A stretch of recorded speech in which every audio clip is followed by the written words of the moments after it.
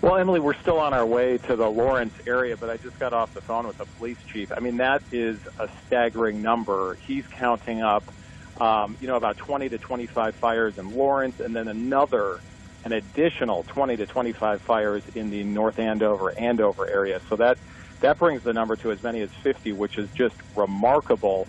And, those are just 2 or 3 communities. He says that these problems also could extend into Boxford.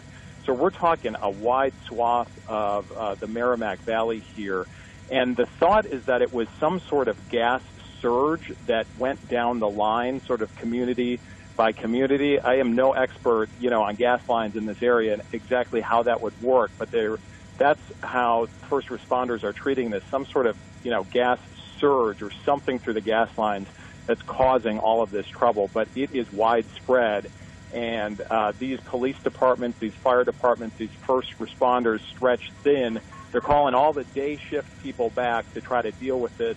We're on 495 now, and ambulances going by from another community. So everyone rushing to this area to try to help out. But obviously a very serious situation as they try to get a control of all of these fires.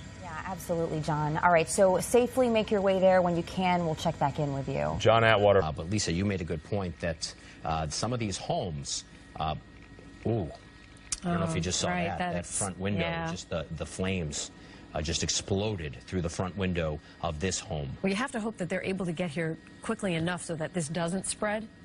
Well, that's what I'm wondering is this home we didn't see on fire a short time ago. How many homes are out there that have small fires that are burning in them now that we could see in flames in just a short time? As you mentioned, this home certainly didn't have enough smoke showing to have firefighters there yet, right? So this was smoldering in the basement for some time. People on the street maybe didn't even know.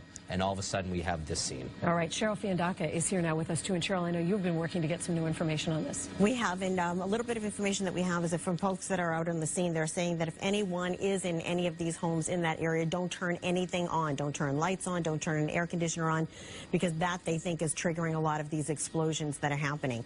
They're still trying to figure out exactly where all of this began and sort out all these different areas where they have all these fires. What we do know is that Columbia Gas was doing work in the area. On September 13th, they put out an advisory to let people know that they were going to be out in the area doing some work, making some improvements. And one of those areas that they were working on was on Market Street, where one of these fires did break out.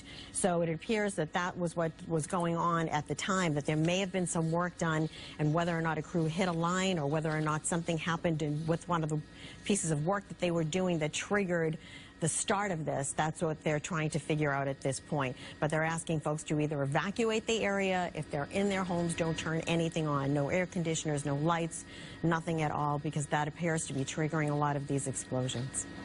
All right, Cheryl Fiandaca getting some new information there as well. This one home is no doubt going to be destroyed by this fire, sadly, and there's a very good chance, if you look at the driveway there's a very good chance that there was nobody home at the time, at least we hope.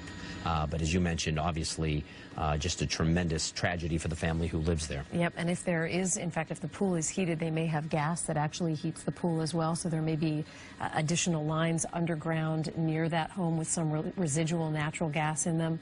Certainly a concern to anybody who lives near this home on either side of it, and just so hard to see this, knowing that this is going to be the situation for a number of families in our area.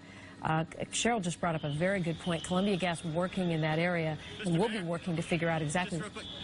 We're out of live trucks just like this is a live picture on the right-hand side of your screen. That's the Mayor, Dan Rivera. Let's see if he talks. Let's listen. And you smell gas, or you see fire, or your electrical or gas equipment is acting funny, just get out of your house. Come out to the street and just make sure that you're not in a home that smells like gas.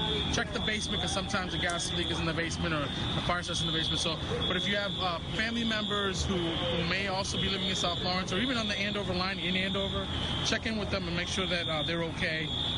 The big deal is to get out of houses that smell like gas. What is going on? Well, we're still trying to get to the bottom of this gas. Columbia Gas is sending people.